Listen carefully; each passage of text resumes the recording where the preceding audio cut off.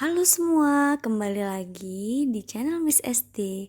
Hari ini kita akan membahas mengenai peristiwa yang sedikit sensitif. Nah, di sini kita akan membahas mengenai peristiwa pemberontakan PKI di Madiun. Pemberontakan Partai Komunis Indonesia di Madiun ini itu merupakan salah satu peristiwa yang berkaitan dengan ideologi yang mempengaruhi disintegrasi bangsa. Seperti kita ketahui bahwa PKI ini selain memberontak pada tahun 1948, mereka juga pernah memberontak sebelum Indonesia merdeka, yaitu pada tahun 1926 dan 1927. Pemberontakan ini itu dipimpin oleh Musso. Musso ini merupakan seorang tokoh Partai Komunis Indonesia yang ingin membentuk Republik Soviet Indonesia. Selain itu, pemberontakan ini juga melibatkan tokoh politik nasional Amir Syarifuddin. Kenapa pemberontakan ini bisa terjadi? Bahkan pemberontakan ini terjadi itu dipelopori oleh tokoh-tokoh dalam negeri sendiri. Jadi ada beberapa latar belakang di sini. Yang pertama, ini adanya kekecewaan atas disetujuinya perjanjian Renville. Karena perjanjian Renville ini sangat merugikan pihak Indonesia. Dan perjanjian Renville ini sangat menguntungkan pihak Belanda, baik dari segi politis maupun ekonomis. Karena dengan adanya perjanjian Renville ini, wilayah-wilayah kekuasaan Belanda ini semakin luas dan daerah-daerah yang kaya sumber daya alam ini menjadi milik Belanda. Kemudian hal ini mengakibatkan Menteri Amir Syarifuddin ini turun jabatan sebagai Perdana Menteri karena adanya mosi tidak percaya dalam parlemen. Kemudian digantikan oleh Hatta. Setelah digulingkan, Amir Syarifuddin ini memilih menjadi tim oposisi terhadap kabinet Hatta. Ia kemudian mendirikan Front Demokrasi Rakyat atau yang sering disebut dengan FDR. Jadi Amir Syarifuddin ini selalu mencari celah untuk menjatuhkan kabinet Hatta. Dan FDR ini mendapatkan senjata ampuh ketika dikeluarkannya penetapan Presiden nomor 14 tahun 1948. Kenapa bisa seperti itu? Karena penetapan presiden ini berisi tentang pelaksanaan teknis rasionalisasi di bidang ketentaraan yang berisi tentang pengurangan anggota angkatan bersenjata dan pembubaran TNI masyarakat yang jumlahnya mencapai hampir 90 ribuan orang. Yang isinya ini sebagian besar adalah laskar rakyat yang berideologi komunis dan tidak mau bergabung dengan TNI secara penuh. Akhirnya, tentara-tentara yang dibebas tugaskan kemudian bergabung ke FDR karena beranggapan bahwa FDR ini adalah pembela nasibnya. Pada tanggal 10 Agustus 1948, Musso kembali ke Indonesia. Musso ini merupakan tokoh PKI yang dulunya itu pernah berperan di pemberontakan tahun 1926.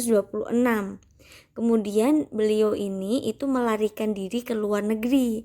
Setelah sampai di Indonesia, Musso ini mulai memikirkan dan menyusun konsep yang disebut sebagai Jalan Baru Musso. Di sini ada 3 gagasan utama. Yang pertama, ini akan membentuk front nasional untuk menghimpun kekuatan komunis dan non-komunis di bawah pimpinan PKI.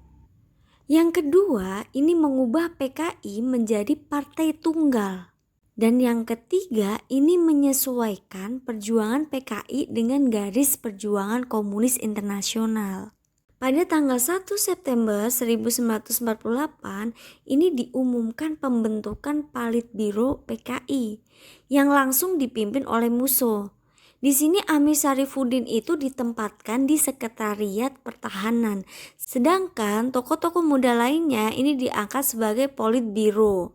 Ya, antara lain ini ada Lukman, ada Aidit, ada juga Joto. Setelah kita udah membahas mengenai latar belakang, sekarang saatnya kita ini mempelajari mengenai bagaimana sih jalannya pemberontakan tersebut. Jadi, setelah diumumkannya pembentukan Politbiro PKI pada tanggal 1 September 1948 ini, situasi politik di dalam negeri ini semakin memanas dan semakin kacau, apalagi ditambah dengan terjadinya pemogokan buruh di mana-mana yang tentunya ini diprovokasi oleh PKI. Pada saat itu, PKI berhasil untuk menghasut para anggota serikat buruh, pemuda, dan tentara untuk menentang pemerintah. Bahkan saking panasnya situasi politik pada saat itu, ini Kabinet Hatta ini sampai mengumumkan bahwa negara ini sedang berada dalam kondisi bahaya.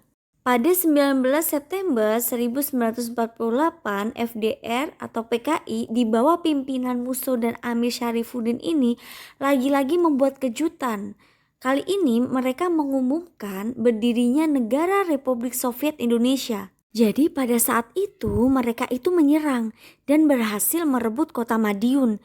Setelah itu menjadikannya sebagai ibu kota pemerintahan Negara Republik Soviet Indonesia. Dan lebih parahnya ketika mereka ini sudah berhasil menduduki Madiun, ini mereka mulai melancarkan aksinya, yaitu menangkapi dan membunuh tokoh pemerintah yang mereka ini tidak mau tunduk kepada PKI. Dalam waktu yang singkat, PKI ini berhasil menguasai beberapa kota di Jawa Timur dan di Jawa Tengah, seperti Sarangan, Ngawi, Ponorogo, Rembang, dan Purwodadi. Melihat kondisi politik di Indonesia sudah tidak stabil, pemerintah tidak tinggal diam, melainkan pada saat itu ini dilakukan proses penumpasan terhadap pemberontakan yang terjadi. Proses penumpasan tersebut ini dipimpin oleh Panglima Jenderal Sudirman yang pada saat itu memerintah kepada Kolonel Gatot Subroto. Nah, Kolonel Gatot Subroto ini merupakan Panglima Divisi 2 Jawa Tengah. Untuk melaksanakan gerakan operasi militer atau sering disebut GOM dengan menggerakkan kesatuan TNI dan polisi di wilayah masing-masing.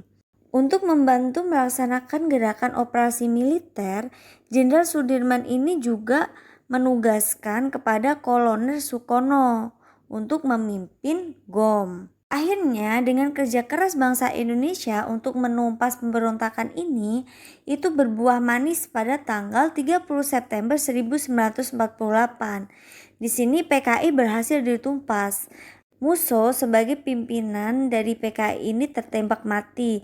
Sedangkan Amir Syarifuddin dan para pengikutnya ini juga ditangkap dan diadili sesuai dengan hukum yang berlaku. Oke, sekian materi kita hari ini, dan untuk pertemuan selanjutnya Miss akan menjelaskan mengenai pemberontakan-pemberontakan yang ada di Indonesia setelah kemerdekaan Indonesia.